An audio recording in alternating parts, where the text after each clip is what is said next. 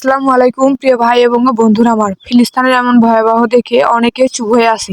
পারলে আমাদের আশেপাশের অনেক দেশই আছে, তারা আক্রমণ করতে পারে বা তাদের বিরুদ্ধে লড়াই করতে পারে, যুদ্ধ করতে পারে, তাদেরকে মানা করতে পারে, তাদেরকে বাধা দিতে পারে, এই বিপদ থেকে গাজাবাসীদের রক্ষা করতে পারে। কিন্তু অনেকেই চুপ থাকছে। চুপ থাকার একটাই কারণ, তাদের সাথে তাদের সম্পর্ক নষ্ট হয়ে যাবে। তো নিজেদের স্বার্থের জন্য অবশ্যই এত মানুষের ক্ষতি করা ঠিক না। অবশ্যই আমাদের স্বার্থ যারা আছে আশেপাশের দেশগুলো এগিয়ে যাওয়া দরকার এবং এই বিপদগামী সময়ে তাদের পাশে থাকা দরকার। কারণ বিপদের সময় মানুষের উপকার করতে হয় এবং দূরে নয়, নিজ নিজের স্বার্থকে ভুলে গিয়ে মানুষের পাশে দাঁড়াতে হয়। অবশ্যই যাদের স্বার্থ আছে সবাই একটু পাশে দাঁড়াবেন, নিজেদের স্বার্থ বাদ দিয়ে।